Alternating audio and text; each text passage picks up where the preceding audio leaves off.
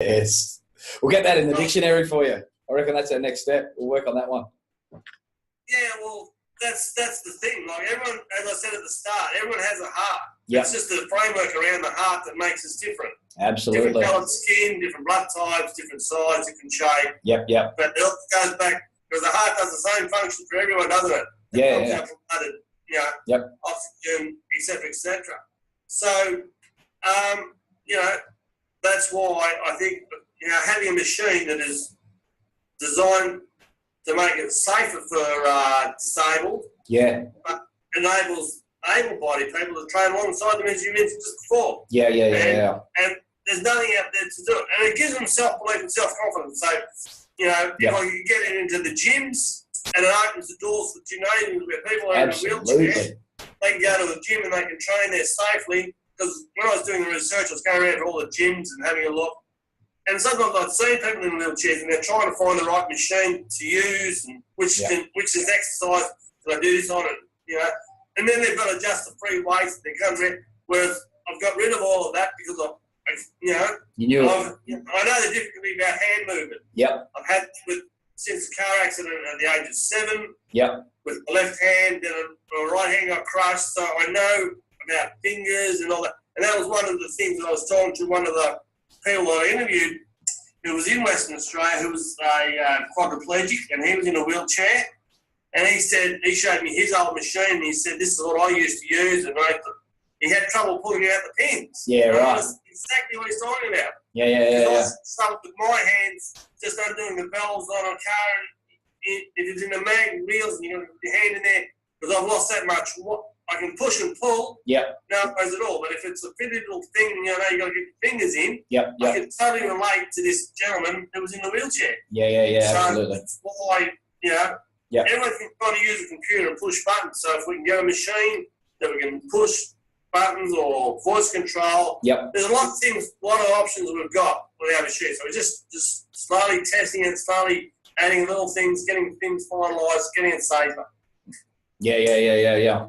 And so how did you get over the pain? And I guess this question goes to physical as well as mental, because I guess I was lucky in the sense that, as soon as I kind of had the accident, I knew I wanted to change my life, and that's what I focused on. Did you have the same kind of thing, or was it a little longer for you to get through, to get through the pain of mental and physical? How long was your recovery? I guess, I lost the muscles. I just wanted to see what movement I was going to get. Yep. I was out. I got out of hospital and I was back driving machines again with my arm in the sling and things like that. You Aussie boy, you. And actually, I was pretty much driving as soon as I could when I had a sling as well. Yeah, I wasn't back at work because they won't let you on site, unless you're 100%, all that kind of stuff. But yeah. Well, you definitely went back. That's a good thing. You can get back driving and you can get back. And it was your own business as well, so you didn't have to go through all the hoo-ha that I had to go through trying to get back into the mine. And then I got made redundant anyway about halfway through the process. But when you work for yourself, you've got to just sacrifice a few things. And, then I thought, get on with it. Finished, then I come back to Western Australia, went back. And as I said, I went back in and I've done the course to become a personal trainer, and then I've been working on that for a couple of years, just going around doing research. I flew to China for the World Expo. Oh, right. And to see what all the countries are looking at. Tell us a bit about that. Have they got anything that's similar over there? China or any other country? No, there wasn't. Wow. That's an opening. There's over 84 million disabled people in China. That's one of the statistics I found. There was no worries. Say that again. There is over 84 million disabled people or classified as disabled in China. Holy bloody guacamole. So, that's a big industry. So you want to be able to try and do something for, that's a great country. In a lot of them countries, they're still third world based too in a lot of things, Yep. Yeah, so, absolutely.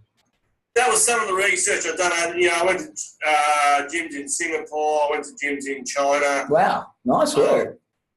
Just to see the differential of what they use and what people were using and stuff like that. Yeah.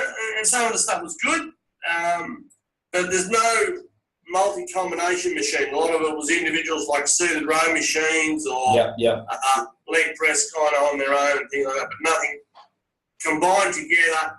And there's no machine like ours that takes the free weights away. Yeah.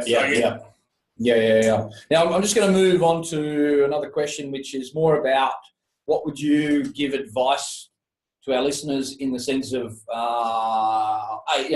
if you're in an accident or you just want to get your life back together, because this is not just about,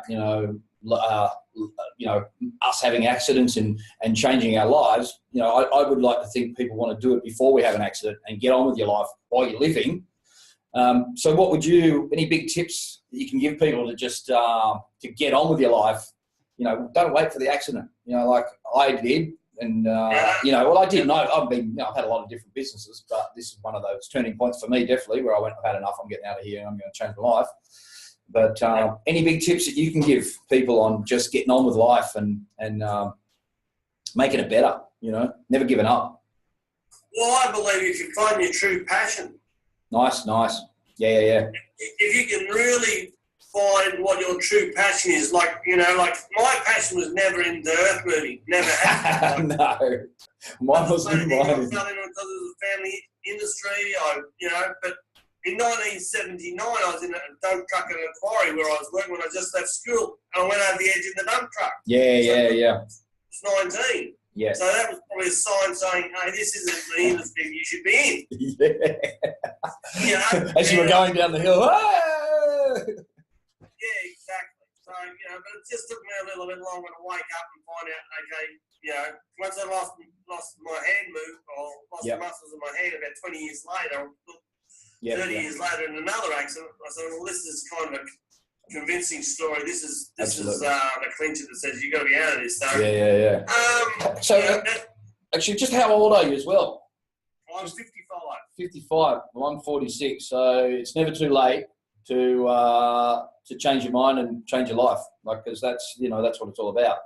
Never giving up. If you're sitting in your lounge chair and you're worried about what you want to do or how to get your life back together, it's never too late. It isn't, mate. There's never. I think Colonel Sanders was 65 when he came up with the idea. Kentucky Fried Chicken. Yes, I was just going to mention that myself. So you took the words out of my mouth. What a legend. At 65, retired, realised the money. And I know he had a lot of businesses and all that kind of stuff to get up there.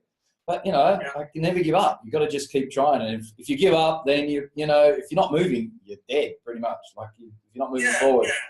I don't know about you, but I did kind of a few Tony Robbins programs, and I've read a lot of books, Rich Dad, Poor Dad series, and I've done a lot of, motivational stuff for my own life as well as, it's not, I like to say, it's not like motivational hoo-ha bullshit. It's more like, do you want to change? You want to go and look for some answers. I want to look for some answers to get better answers again. Because as soon as you find an answer, there's 10 behind that you need to ask to find out the next stage of life.